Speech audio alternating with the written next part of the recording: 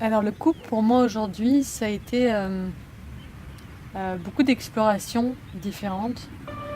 D'abord, j'ai vécu le couple souvent comme un conflit, parfois un emprisonnement, une sensation que ça me privait de ma liberté.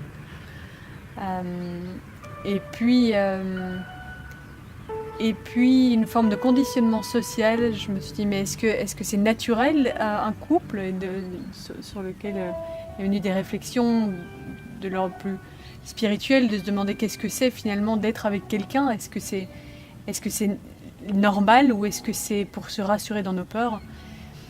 Et puis, euh, et puis aujourd'hui, la façon dont je vis le couple, c'est vraiment un lieu d'intensité émotionnelle et d'intensité de travail sur soi. Et, et aujourd'hui, ça représente pour moi vraiment un chemin d'évolution et, et d'individuation qui permet chaque jour d'aller plus profondément voir ce qui nous bloque encore, ce qui fait qu'on n'est pas vraiment soi et pas vraiment libre, et une opportunité en permanence d'être confronté à la réalité, de ne pas vivre dans son monde avec ses idées de qui on est, et de vraiment, par le couple, vivre cette authenticité de mais qui je suis réellement en dessous de tous ces masques.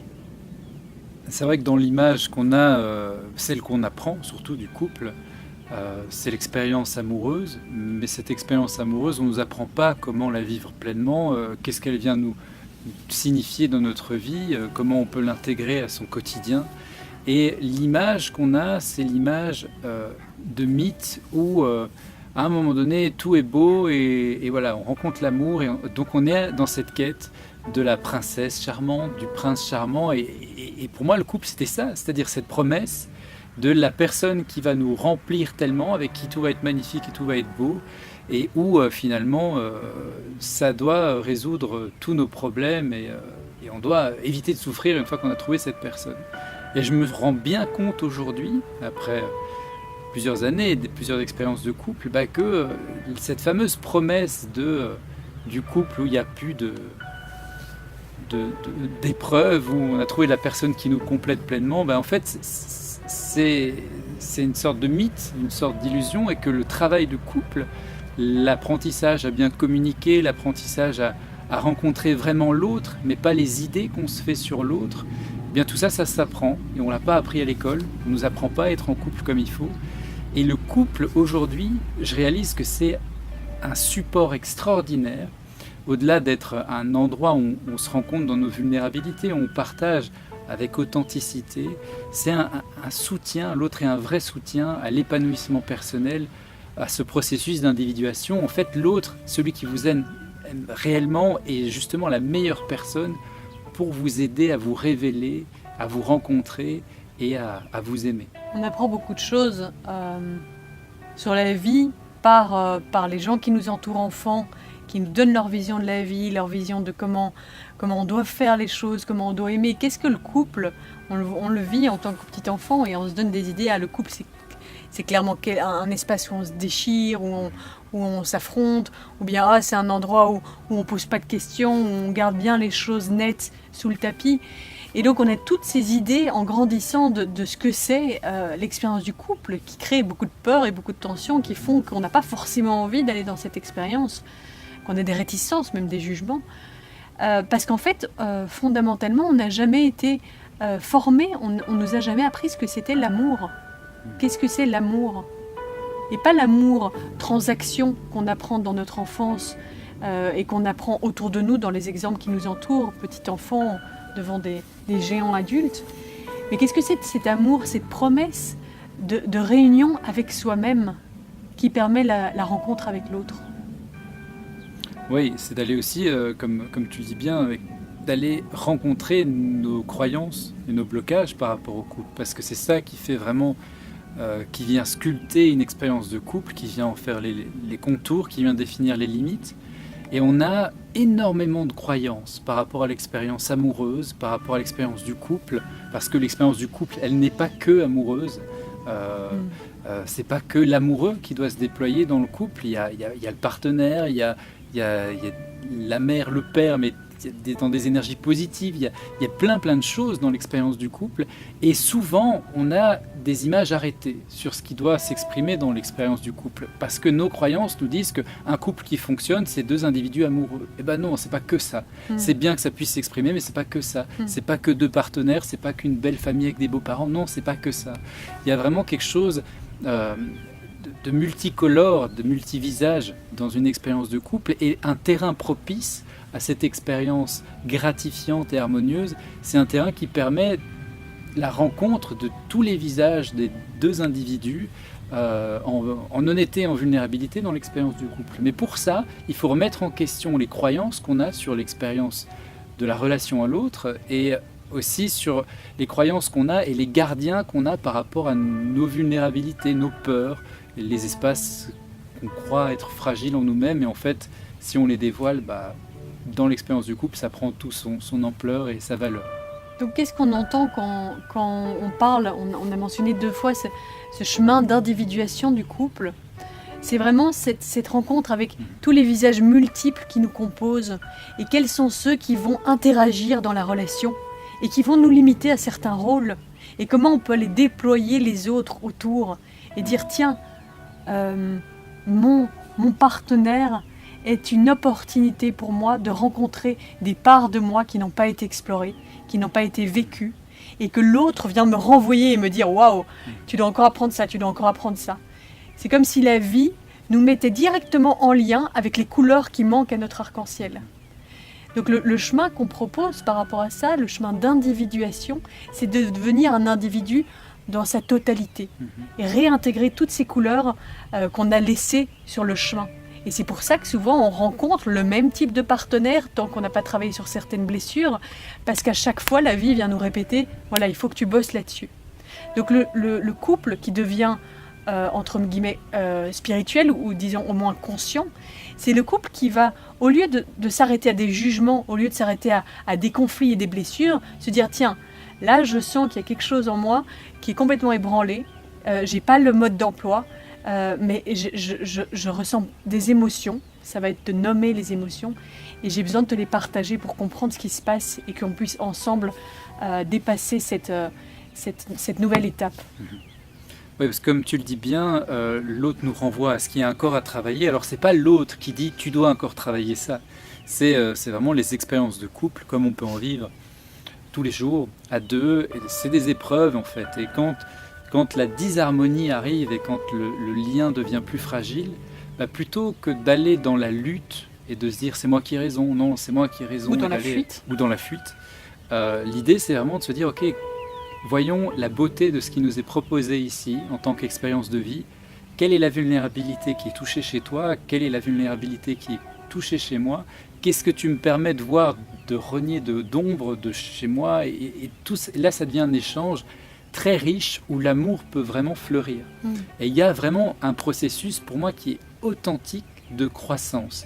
Là, vraiment, on voit que du coup, à la fois on connaît mieux l'autre, mais grâce à l'autre, on se connaît mieux soi-même. Et donc là, il y a vraiment une émancipation à la fois du couple, mais de chaque partenaire, où il y a un beau mouvement de croissance. Et c'est justement ce qui nous a fait nous intéresser à ça, c'est que on s'est rendu compte la puissance de pouvoir s'ouvrir en authenticité, s'ouvrir à sa vulnérabilité dans la démarche du couple et dans l'investissement du couple, à la fois dans la croissance personnelle, dans l'implication que ça a, parce que c'est super fort. Vous voyez à quel point ça peut vous investir émotionnellement, les démarches et ce qui se passe dans le couple. Donc c'est très puissant ce que ça peut amener au niveau du questionnement intérieur. Et puis c'est le meilleur partenaire pour vous soutenir, pour vous permettre de vous dévoiler, de se mettre à nu, de se dévoiler dans des parts qui sont peut-être plus en souffrance.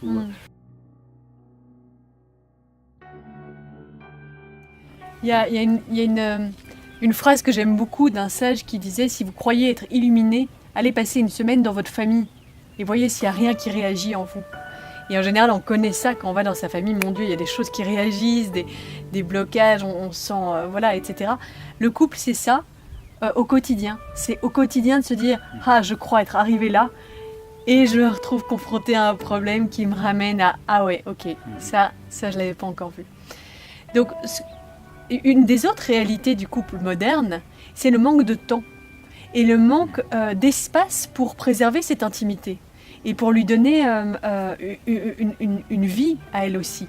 Parce que le couple, c'est quoi? C'est deux individus qui créent un troisième espace qui est la relation, le couple. Et si on, comme une fleur qui grandit, si on ne lui donne pas l'espace, le temps et l'attention pour croître, elle ne peut pas grandir. Et aujourd'hui, on manque de temps. C'est vraiment ce qui est devenu le plus cher aujourd'hui. On manque de temps, on manque d'outils, on manque de connaissances et on manque d'exemples qui viennent nous ouvrir l'esprit à une autre possibilité. Aujourd'hui, dans le couple, il y a quoi comme option? Soit reproduire le schéma parental, soit fuir le couple et dire que de toute façon, c'est pas pour nous, soit d'aller se réfugier vers une idée spirituelle du couple qui doit être un espace d'amour libre, etc. Nous, ce qu'on propose, c'est une quatrième voie, la voie du couple conscient. Celui qui va prendre l'opportunité de rencontrer l'autre pour aller se rencontrer soi-même. On propose aussi un espace d'intimité. On propose des exercices au niveau de l'énergie. Qu'est-ce qui va se passer au niveau de l'énergie physiquement, émotionnellement? On va travailler vraiment au niveau énergétique, le couple aussi. On a créé une méthode pour travailler tout ça au quotidien. Donc l'idée, c'est aussi que ces retraites de couple permettent de repartir avec un outil concret et de se dire, ok, j'ai un mode d'emploi, on est à tel endroit et voilà ce qui nous manque et voilà ce dont on a besoin. Donc voilà, notre intention et notre volonté, c'est vraiment de dire, ok, aujourd'hui, on vit cet épanouissement du couple et aujourd'hui, on vit cet émerveillement de se dire, oui, c'est possible d'être avec quelqu'un et de ne pas être en souffrance ou de ne pas être en déni de ce qu'on ressent pour préserver le couple. Aujourd'hui, c'est possible de vivre en conscience son couple et de devenir meilleur l'un grâce à l'autre. Et on a à cœur de partager cet espace, d'ouvrir cet espace à d'autres pour leur dire, oui, mais attendez, ça nous coûte aussi. On y investit du temps, on y investit de l'argent, on y investit des émotions, on y investit des endroits où on bute, etc. Donc on a des outils à vous proposer et on vous dit, c'est possible et voilà comment vous pouvez le faire. Oui, parce qu'on s'est bien rendu compte que le couple aujourd'hui, l'expérience du couple était face à plusieurs challenges, plusieurs défis.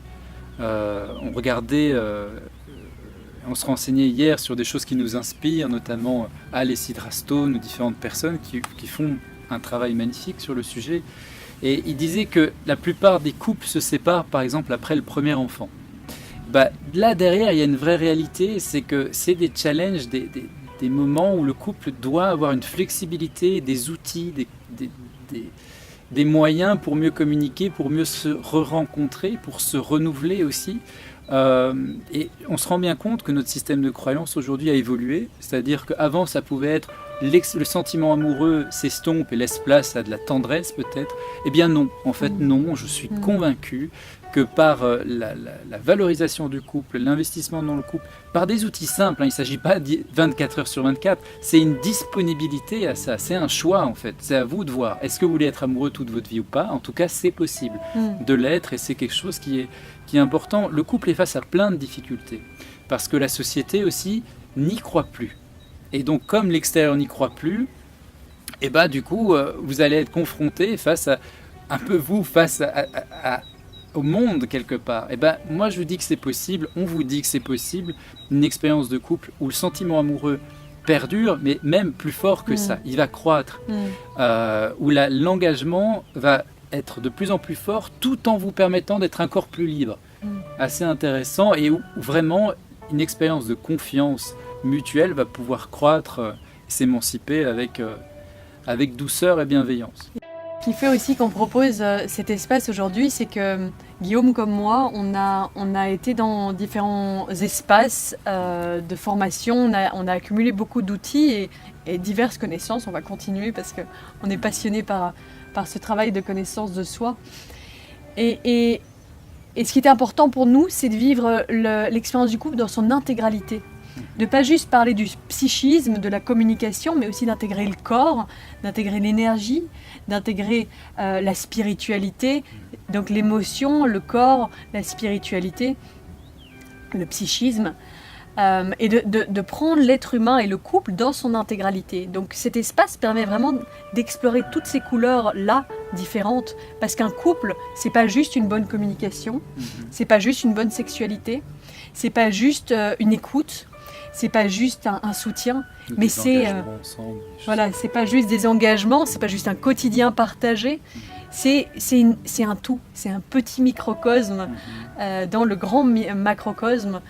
Et c'est ça qu'on veut proposer, c'est de redonner toutes ces lettres de noblesse au couple et donner un mode d'emploi concret qu'on peut au quotidien, par petites choses qui semblent anodines, rendre son expérience de couple extraordinaire et renouveler ce sentiment amoureux à chaque instant dans le couple. Et s'il part, c'est normal aussi, mais alors vous avez les outils pour réenclencher cette connexion à l'autre, ce lien à l'autre. Et puis je crois aussi que c'est de faire le point sur quelque chose qui est un petit peu à la mode finalement. On parle beaucoup de dépendance affective. D'un côté on dit qu'il ne faut pas être dans l'attachement, de l'autre côté en fait ça donne des relations très très libres, ça donne des relations qui ne sont pas forcément structurées. En fait, c'est quoi le chemin qui est le plus juste ? Ça, c'est le chemin qui dépendra de qui vous êtes et qui est celui que vous allez définir avec votre partenaire. Et donc, en fait, l'engagement, ce qui est très intéressant, c'est que l'engagement, c'est se mettre d'accord sur un projet de couple en commun. On ne s'engage pas par rapport à une autre personne, on s'engage par rapport à une création que l'on définit ensemble. Et c'est très intéressant de se poser cette question, est-ce qu'aujourd'hui le couple a vraiment de la valeur s'il n'y a pas une dimension d'attachement quelque part à l'autre? Selon nous, la réponse est non, parce que l'expérience même de l'attachement à l'autre fait partie d'une part de nous. C'est une part de nous qui est amoureuse, qui est attachée à cette personne. Certes, nous avons d'autres parts plus libres, plus spirituelles, qui peuvent considérer l'autre comme un être à part entière et un être qui fait partie de la même source que moi et ainsi de suite. Mais l'expérience même d'être lié à l'autre fait partie de quelque chose qui est sain dans l'expérience du couple et qui doit être intégré dans un couple harmonieux avec les bons outils, bien sûr avec conscience et avec harmonie. Ça fait partie du tout, ça fait partie d'une couleur de l'arc-en-ciel et c'est vraiment quelque chose qui effectivement nous tient fort à cœur. C'est que dans les discours aujourd'hui de la spiritualité et dans cette idée, dans cette conception de la spiritualité qu'on a, on dit non mais si l'autre vient remplir un manque, si je deviens dépendant, c'est pas bon, il faut pas. Oui, à un certain niveau, c'est vrai. Et à un autre niveau, oui, on a des parts en nous plus vulnérables qui ont besoin de se sentir en sécurité et protégés par l'autre. Et c'est bon d'accepter de recevoir cet amour-là. Donc notre démarche, c'est vraiment aussi de dire oui, le couple spirituel et oui, le couple affectivement dépendant, c'est OK aussi, tant qu'il y a de la conscience et du mouvement et qu'on ne reste pas attaché à un schéma ou à l'autre.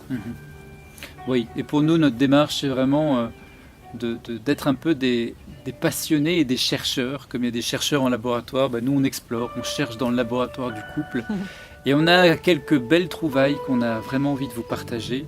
Donc on espère vous rencontrer bientôt pour échanger avec vous. Et pour peut-être découvrir grâce à vous encore beaucoup de choses, parce qu'on fait nos petits bonhommes de chemin et on est passionné par le sujet. Donc votre passion nous passionnera d'autant plus.